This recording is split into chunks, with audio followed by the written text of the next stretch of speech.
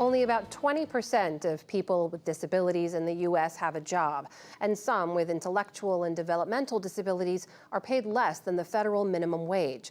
Last week, the Labor Department said it's reviewing the policy allowing that. Judy Woodruff went to Minnesota to learn what the disability community thinks for our series, Disability Reframed. 31-year-old Eric Marshall is into all kinds of sports. But the Gophers are one of his favorite teams. He loves his job greeting and guiding fans at the University of Minnesota football games. Can I please see your ticket? Eric has cerebral palsy and apraxia, which limits his ability to speak. He understands others, but often uses a communication device to express himself. He visited 6 different employers with his dad before finding this job and earned $17 an hour, like the rest of his co-workers. It was difficult to get the employer to understand the value I could bring to the job, but I was persistent. It was also hard when changes happened at work, but with patience and training, I was able to succeed. Before this, Marshall worked in what's known as a 14C program, where he was paid below minimum wage to place labels on bags of bagels. In the working out of a great national program, Section 14C of President Franklin Roosevelt's Fair Labor Standards Act made it legal to pay workers with disabilities less than the federal minimum. It was designed to help wounded war veterans get access to jobs. There are now some 42,000 people in 14C work nationwide. The average hourly wage of a person working in the program is $4.15, but more than half earn less than $3.50. It was strange because we'd get these little checks for 14 cents, 15 cents, things like that, and I'm going, now what is he doing exactly here? Kevin Marshall says while some of his son's first jobs were training opportunities, he was surprised by just how little Eric was earning. I guess the other side of it was that he was ready and able for some more challenges. Essentially, he can't walk or talk, yet he has the ability to get out there and do a job of this structure and type. And it's all about to have the right training and the right supports around him. Supports like his fellow co-workers and job coaches that step in if Eric needs help. Today, almost all 14C workers have an intellectual or developmental disability, and critics have long said no one should be paid that little. 2 years ago, the Minnesota State Legislature set up a task force to create a plan to phase out 14C programs, while 17 states have taken action to phase out 14C. The issue around increasing wages for people with disabilities is really just a human rights issue. Jillian Nelson was diagnosed with autism when she was 21. Today, she co-chairs Minnesota's task force on eliminating sub-minimum wages, a group that has called for a slow phase-out of the 14C program. When it happens suddenly and without planning, that's when people's lives crumble. It was very important to me to make sure that when Minnesota pursued this, that we had a plan, we had investment, we had support, so that when we ended sub-minimum wage in Minnesota, everybody was protected. But 200 miles northwest of Minneapolis, in small-town Park Rapids, Minnesota, 32-year-old Laura Kovakovich says 14C has been a crucial lifeline. Laura has autism and obsessive-compulsive disorder, among other disabilities. Since 2013, she has worked at the barely used thrift store. What do you really love about this job? I love pricing and shelving donated items and putting them out on the shelf. Putting them on the shelf? And I sort the items that I call unsellable items. Wah, wah. Laura has become an employee the store can count on. She makes around $5 an hour.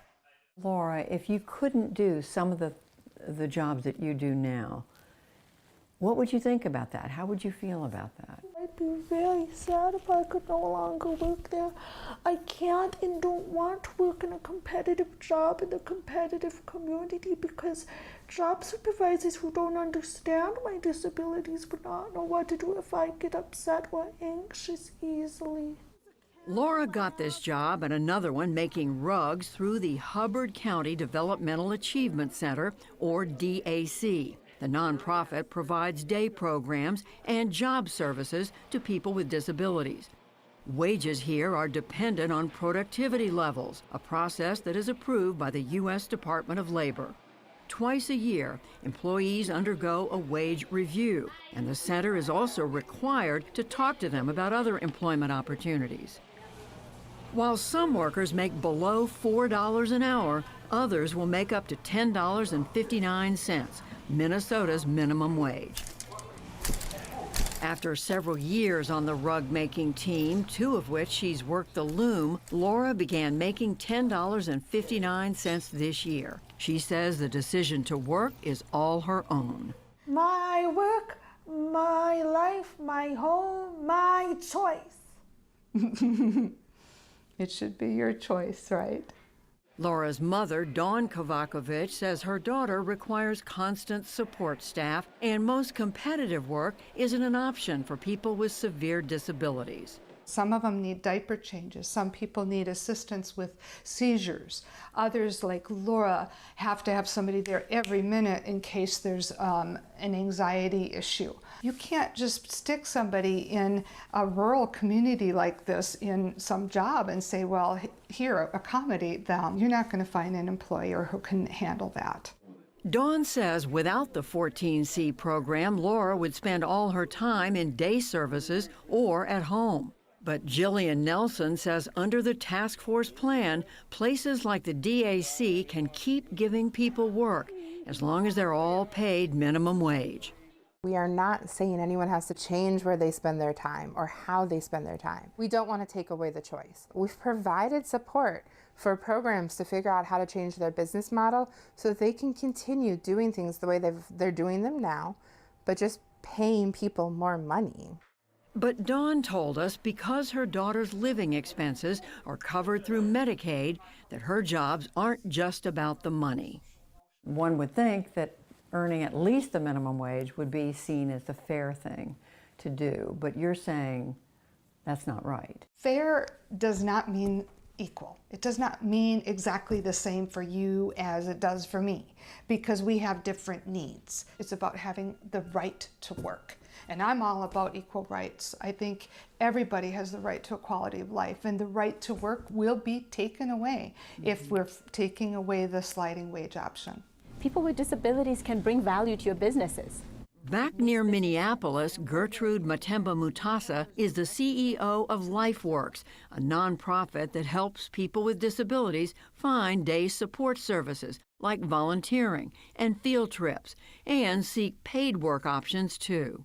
In 2017, LifeWorks came out against 14C and stopped connecting clients to jobs that paid less than minimum wage. 88% of the employers we were working with transitioned to minimum wage, and they are thriving. What really made the difference was really making the business case to employers to say, think of this as part of your diversity strategy, bringing in diverse employees who are going to have unique life experiences, unique skills, and can add a tremendous amount of value. They're not capable of putting out the job performance that people typically making minimum wage and above are getting. But former business owner and Minnesota State Senator Paul Utke says most employers can't afford that business model. You've got to make things, at the end of the day, make things work.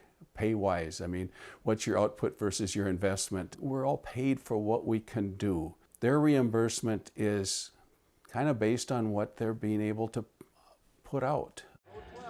In Minneapolis, Eric works 8 hours a week on average and hopes to increase that time. For now, he has a job he loves and a paycheck he says he spends on those who love him.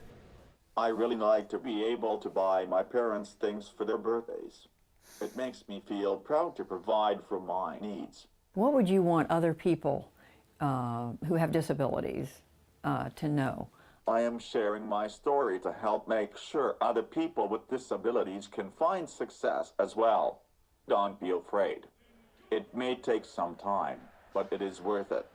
Just what opponents of 14C programs want to hear, even as some families worry other meaningful jobs for people with disabilities will go away.